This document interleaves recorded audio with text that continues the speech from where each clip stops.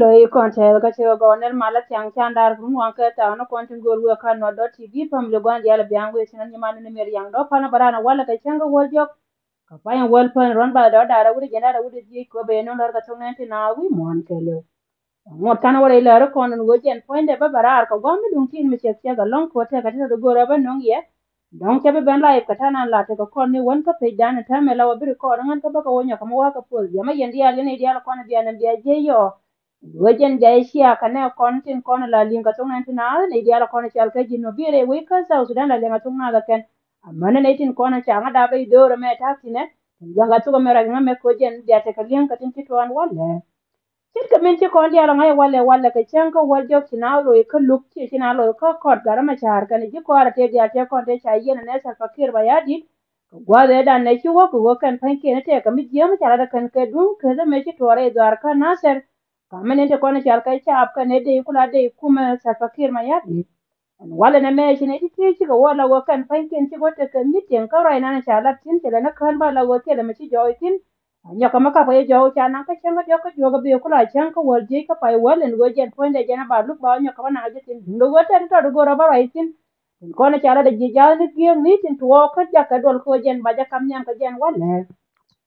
lar gor ga balar kon ke duol ti cha duore wi ke juba sau sudan ka duol ti cha lar go dol ka ne to kono kwale choli ji kuma ka ne tin kono kwale chol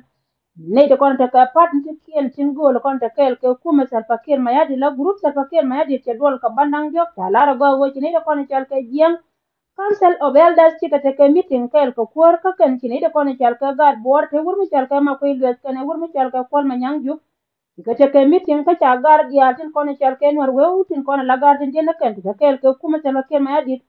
wa ken ba ci ka te meeting kam ne ken ko ko kan pa ken lar ka je gwa ka wo min to ko ko ta me jo je gon ko point de jen point de ci ne tin kono chal ke ne gar ma char cha na cha ka ju kan ka lu ba ne tin kone ci dole ken ci miti ne ken ci ga barar ka wal dang raw ay buan tin kone ci kwer ye bona nyam bona nanan we re gar mi chal ka jong le ka ga tin kone chal ka e ga gar mi chal ka e borte wo mi chal ka ma ko le ka na kol ma nyang jukin ken pai ken ci ga te ken mitin ye na la gora e chala da ken chala go wa da chana joy ci kan na joy kara ye ne kon to gwa ma wo mi chal ka ye ma char ba yin yen ka ne ci ko da te ne ba je lun ba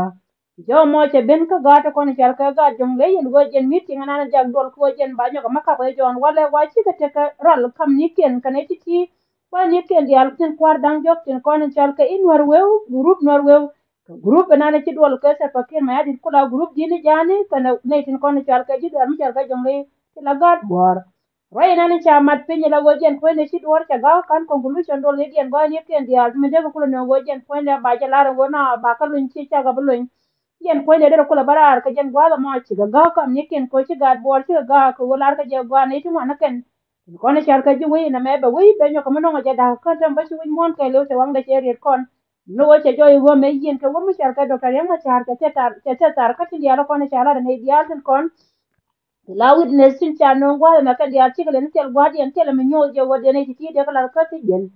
dama ko wachi gatin kono chal ke ji barka dal kane jang tin kono chal ke group dini kane tin kono kwale chole norwe wa ken ti ke meeting te ka tanga ne ka norwe ti cha jala ka no go wo guru mi chal ke re ma char mo alo nyira ar gwana te tin kane ji kware ba kon dal kono ji diala ti to gwa me ti mo no gon kuma na me jen poinde kane ti ya tin kono gwa ba ka chalan gwane jen go de re ma cha de la ka ti jen ka peuru ni tin kono chana to kono de kono kwale chole ji we ne ti ti cha jen ti shot ken te ka bari bil ta na jen de kono to gwa me ko ne de kono non ka jaz ni gel ni kan ki no kon tu kan cha jala ra kan gwa te ka mi to ka le re wai me mu no go jen point de ka pendi ni ken pin ba chi guru mi tin kono ti dol kan or we kan pan ken ba ko la bala ye wai me je wai na na cha lar ka jen na walar kan je wala we ba dol ba je postpone ka je wa ne tin kono chal ka e jam Council of Elders kan ne tin kono kwale chol e ji gar mi chal ka jongole kula gad jongole la gad bor gatin kone char ka inwar wewtin la gurumi tin dite ko kel ka kone te fakir mayadi wala tin cha do la kan ka mat kane de kone ti ben kel kane tin wana kane wo kan de jala de kur de jelun ka yen ba jaw chele na benen wo kane tin kone lar ka je kane wo ba gurme ba jelun ka si gen gor ko wona wa group ta adupte tin kane ne tin kone kwale choli jeng ala ne tin la dit we ci ka mat ke se fakir mayadi ya tal pa cha jo kane go won ta me en luga me nangro da me tamare we ka sa sudan ba ko nongral jen point ral mo go won go jen betetin ban te kedwen ta me bine diatin kon chal ke war ka kon kan ke jen koran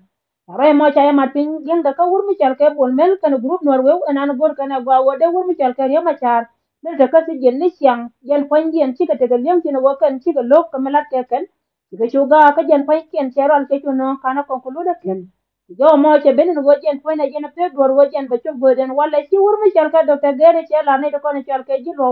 chi kwar lo ne dia da kon de wi ka South Sudan ne wo me la dia ne me jen chi chuong ne go ga nu ne da ne chana mat pinye wo pina wo lo ka je chi ba kot ba lu ka je che so mo gor jen dia lo ne ne jo dia lu de dia ga nyo ka ma to jen dia ti ne ro nyo ko gor ka pin ti ti cha ka mu ka kan pan ken cha ga ka chi ne ka de accept ko ne de ko no kwale cho ji ku ri ma cha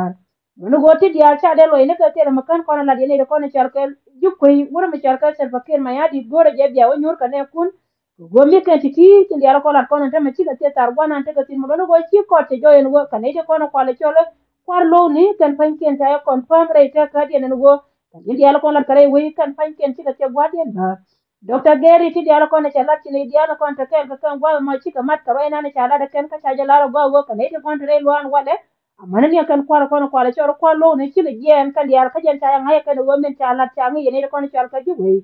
Gambia ne Sudan dia sin kono chal ka 64 twice bani dia lo kono chido ngangtin ke dole tin kono lat ko gwada mo kan panke na wakan ki kan warga kamne tin kono kwale shot e ji wei ki kwar wate ka group yu misu gar ka chay lar kan gwa milaro re wei ka South Sudan gen ki mu gwa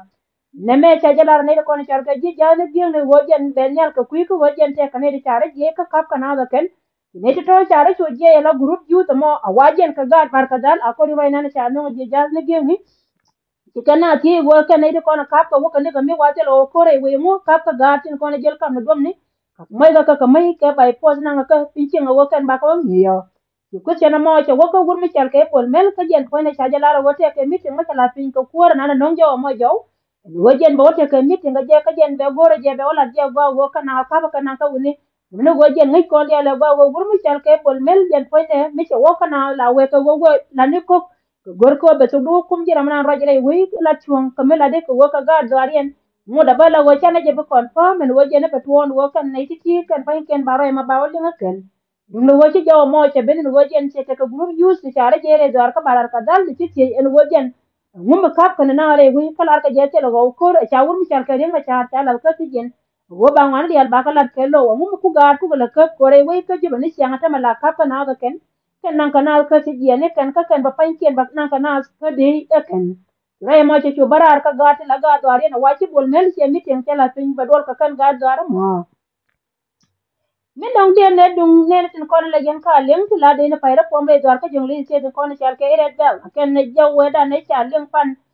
kwor la kwor de lin min di den pa lo jaw mu lo wo gen pon de wa che ga jo wo